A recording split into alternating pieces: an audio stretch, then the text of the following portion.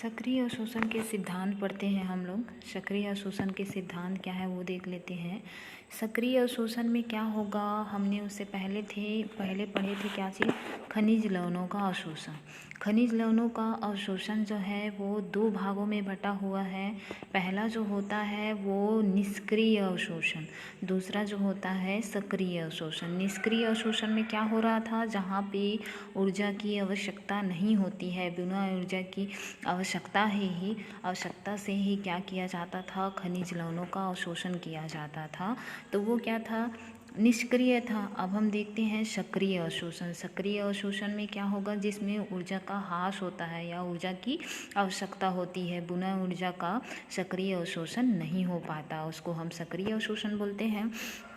सबसे पहला जो इसका सिद्धांत है वो दो प्रकार का होता है, कैरियर सिद्धांत, दूसरा होता है साइटोक्रोम पंप परिकल्पना। कैरियर मतलब क्या होता है, कैरियर मतलब सिंपल सा एक चेन जैसा होता है, ठीक है। और साइटोक्रोम पंप परिकल्पना आगे बताया जाएगा। तो कैरियर सिद्धांत देख लेते हैं। इनको दिया गया है वॉन डेन होबर्ट ने। वॉन डेन होबर्ट ने दिया है, कब दिया है, 1973 में, ठीक है। ये आप लोग को ध्यान रखना है, किसने दिया है, वॉन डेन होबर्ट ने। कब दिया है, तो 1973 में दिया है। क्यों दिया गया है, क्योंकि आयनों के सक्रिय अवशोषण के वाहक यौगिक की भूमिका का वर्णन किया है। किसकी भूमिका का वर्णन किया गया है, जो आयन होते हैं, ठीक है। आयन जो होते हैं जो सक्रिय अवशोषण में काम करते हैं, ठीक है। आयन जो होते हैं वो सक्रिय अवशोषण में काम करते हैं। क्या काम करते हैं, वाहक मतलब होता है ले जाने वाला, ठीक है। वाहक यौगिकों की भूमिका के रूप में काम करते हैं, ठीक है। आयन जो होता है, आयन मतलब प्लस आयन और माइनस आयन, जिसको हम एन आयन और केट आयन भी कहते हैं। तो ये क्या काम करता है, सक्रिय अवशोषण में वाहक यौगिकों की भूमिका निभाता है, महत्वपूर्ण रोल प्ले करता है, ये भी बोल सकते हैं। तो हम देखते हैं इसमें। तो सबसे पहले क्या है, कैरियर परिकल्पना का प्रदर्शन या कैरियर सिद्धांत। कैरियर मतलब जानना, वाहक मतलब ले जाने वाला। किसको ले जाने वाला, आयनों को ले जाने वाला। कहाँ पर ले जाने वाला, सक्रिय अवशोषण में, ठीक है। कौन सा सिद्धांत के अंतर्गत है, कैरियर सिद्धांत के अंतर्गत कौन सा इसमें क्रियाविधि चल रहा है, तो सक्रिय अवशोषण। तो हम देखते हैं इसमें, इस तरह से आप लोग को दिख रहा होगा, एंजाइम जो होता है ना वो भी इसी तरह से दिखाई देता है। तो ये एंजाइम नहीं है, एक कैरियर की तरह से है। तो यहाँ पे सबसे पहले क्या होता है, प्लाज्मा मेम्ब्रेन। हम देखते हैं कभी भी आप सेल पढ़ोगे तो सेल में क्या होता है, जंतु कोशिका में क्या होता है कि सबसे उसके बाहरी भाग में क्या पाया जाता है, प्लाज्मा मेम्ब्रेन, जिसको हम क्या बोलते हैं, जीवद्रव्य, है ना, क्या बोला जाता है, जीवद्रव्य झिल्ली बोला जाता है, ठीक है। तो उसको क्या है, प्लाज्मा मेम्ब्रेन। तो प्लाज्मा मेम्ब्रेन पाया जाता है।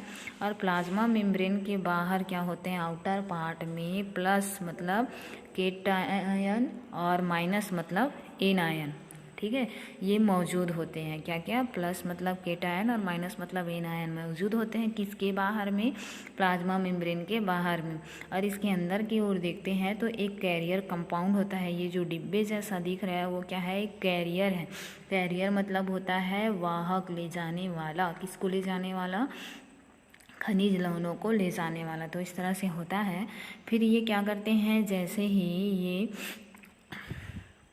प्लाज्मा मेम्ब्रेन में जो क्या होता है, आयन होता है वो प्रवेश करते हैं। तो यहाँ पे कौन सा आयन प्रवेश किया है, यहाँ पे एक में जो होता है माइनस आयन मतलब एन आयन, और एक में जो प्रवेश करता है वो प्लस आयन प्रवेश करता है। तो ये क्या कहलाएगा, कैरियर आयन कॉम्प्लेक्स, ठीक है। क्या कहलाएगा, कैरियर आयन कॉम्प्लेक्स। फिर थर्ड वाले हम ड्रॉ में देखते हैं तो क्या होता है, ये वाला जो साइटोप्लाज्मा है, साइटोप्लाज्मा के अंदर ही कैरियर हो रहा है ना, कैरियर कंपाउंड है। तो आप लोग को ध्यान रखना, फर्स्ट वाला जो फर्स्ट, और हम इसको सेकंड नाम देते हैं, फर्स्ट वाले में हमेशा एन आयन का ही जो खनिज पदार्थ में क्या होता है, माइनस पाया जाएगा। ये ध्यान रखना, जो खनिज पदार्थ में माइनस आयन होंगे वो फर्स्ट वाले कैरियर कंपाउंड कॉम्प्लेक्स से होकर गुजरेंगे, एंटर करेंगे। और सेकेंड वाले में क्या होगा, जिसमें प्लस आयन पाया जाता है वही खनिज पदार्थ एंटर कर सकता है। दूसरा अगर माइनस वाला होगा तो वो प्लस वाले में एंटर नहीं कर सकता है, ठीक है। नेक्स्ट पॉइंट हम देखते हैं इसमें।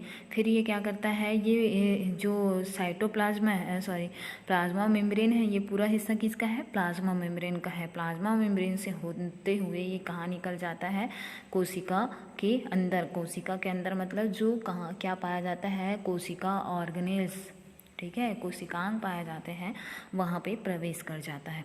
ठीक, एक बार और देख लेते हैं इसको। ठीक है, यहाँ पे क्या चीज़ है, ये हमारा साइटोप्लाज्मा है, ठीक है, और ये बॉक्स बना है, सॉरी साइटोप्लाज्मा बोलती हूँ, प्लाज्मा मेम्ब्रेन है।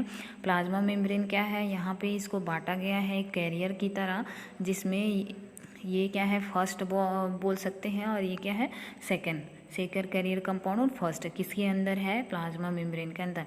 तो यहाँ पे इसके बाहर की ओर, किसके बाहर की ओर, ये बाहर की ओर प्लस, प्लाज्मा मेम्ब्रेन के बाहर की ओर प्लस माइनस ये पाया जाता है। प्लस को हम केटायन बोलते हैं, माइनस को एनायन बोलते हैं। तो यहाँ पे क्या हो रहा है, जो फर्स्ट वाला जो कैरियर कंपाउंड है उसमें क्या प्रेजेंट होगा, सिर्फ माइनस वाला ही एंटर कर सकता है। ये ध्यान रखना, जो माइनस वाला खनिज पदार्थ होगा वो फर्स्ट वाले कैरियर कंपाउंड में एंटर करेगा, ठीक है। और जो सेकेंड वाला है उसमें क्या होगा, जो प्लस वाला केटायन होता है या खनिज पदार्थ होता है वही एंटर कर सकता है, ठीक है। तो यहाँ पे देख सकते हैं कि जो माइनस वाला एनायन है वो कहाँ, प्लाज्मा मेम्ब्रेन के अंदर एंटर करता है, और जो प्लस वाला है वो कैरियर कंपाउंड सेकंड में एंटर करता है, ठीक है। प्लस वाला जो है सेकंड में एंटर किया, फिर ये क्या हुआ, प्लाज्मा मेम्ब्रेन के अंदर तो चला गया है, लेकिन अभी किस में नहीं गया है, सेल के अंदर नहीं गया है। तो वो क्या करता है, जब प्लाज्मा मेम्ब्रेन से होते हुए माइनस वाला क्या होता है, इनर सरफेस में, और जो प्लस वाला है वो भी क्या हो जाता है, इनर सरफेस में एंटर कर जाता है। मतलब जो अंदर में क्या पाया जाता है, कोशिकाएं पाए जाते हैं, वहाँ पे खनिज पदार्थ जो होते हैं वो पहुँच जाते हैं। जैसे एग्जांपल के लिए फ्लोरीन ले लिए तो वो माइनस होता है, ठीक है, बहुत सारे जो होते हैं। प्लस में हम ले देते हैं मैग्नीज, है ना, मैग्नीज जो डाई पॉजिटिव होता है, ठीक है। और जैसे नाइट्रेट ले लेते हैं तो वो क्या होता है, माइनस होता है। तो ये सब माइनस वाले जो होंगे वो कहाँ पे, फर्स्ट कैरियर कंपाउंड से होते हुए निकलेंगे, और प्लस वाले जो होंगे वो कहाँ से निकलेंगे, सेकेंड कैरियर कंपाउंड से होते हुए निकलते हैं। इसलिए इसको क्या बोला गया है, कैरियर सिद्धांत बोला गया है। किसके लिए, सक्रिय अवशोषण के सिद्धांत के अंतर्गत खनिज पदार्थ जो होते हैं वो क्या करते हैं, कैरियर के रूप में एंटर करते हैं। प्लस वाले जो होते हैं, प्लस वाले जो खनिज पदार्थ होते हैं वो प्लस वाले कैरियर कंपाउंड से होते हुए जाते हैं, और माइनस वाले जो होते हैं, माइनस वाले मतलब माइनस वाले जो खनिज पदार्थ होते हैं वो माइनस से होते हुए गुजरते हैं, ठीक है। और उस तरह से क्या होता है, कहाँ पे पहुँच जाते हैं, जहाँ पे पूरे कोशिकांग पाए जाते हैं वहाँ पे खनिज पदार्थ पहुँच जाते हैं। जैसे कि अब माइटोकॉन्ड्रिया में क्या चाहिए रहता है, मैग्नीशियम चाहिए रहता है माइटोकॉन्ड्रिया के लिए, तो वो मैग्नीशियम के लिए प्रवेश करेगा। और बोल सकते हैं अगर प्रकाश संश्लेषण हो रहा है तो वहाँ पे मैग्नीज चाहिए रहता है, तो मैग्नीज प्रवेश करेगा।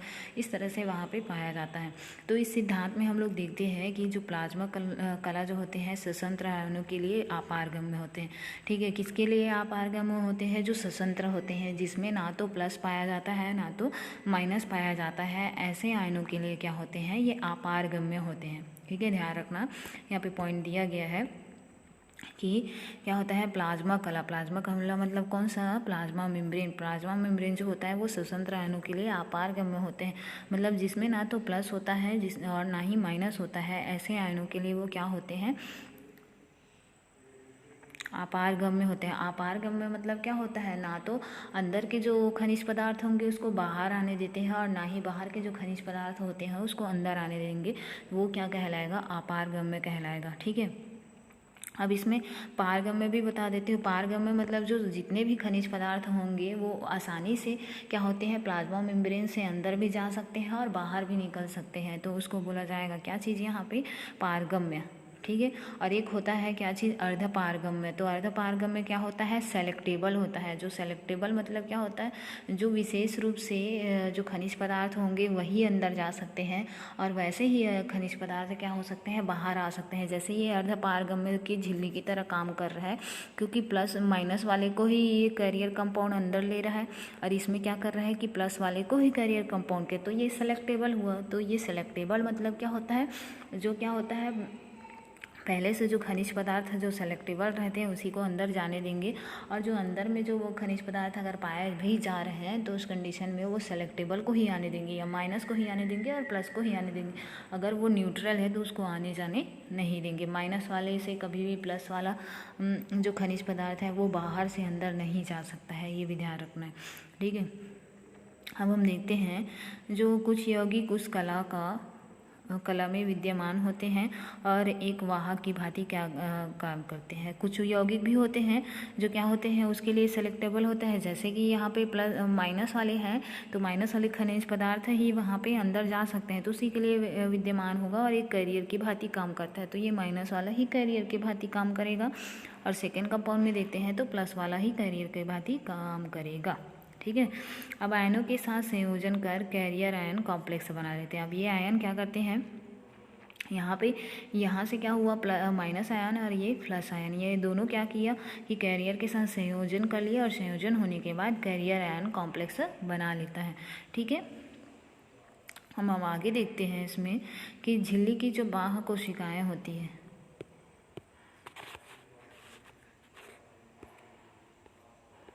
ठीक है, जो झिल्ली की बाह्य एवं आंतरिक सतह में ऑक्सीजन प्रवणता के कारण क्रमशः ऑक्सीकरण एवं अपचयन की क्रिया होती है। क्या होता है, झिल्ली के जो क्या होते हैं बाह्य और आंतरिक सतह में ऑक्सीजन की जितनी प्रवणता होगी, ग्रेडियंस होगा, उसी के माध्यम से ही क्या होगी, या तो ऑक्सीकरण होगा या तो अपचयन होता है, ठीक है। उसके बाद चूँकि लवण श्वसन है, एनायन है, हम यहाँ पे देख लेते हैं इसको, ठीक। लवण श्वसन है, एनायन है, उसके लिए क्या होते हैं यहाँ पे अवशोषण दोनों क्रियाओं के लिए सहायता पाया जाता है, ठीक है। इस तरह से ये क्या होते हैं सक्रिय अवशोषण के सिद्धांत जो होते हैं वो कंप्लीट होता है।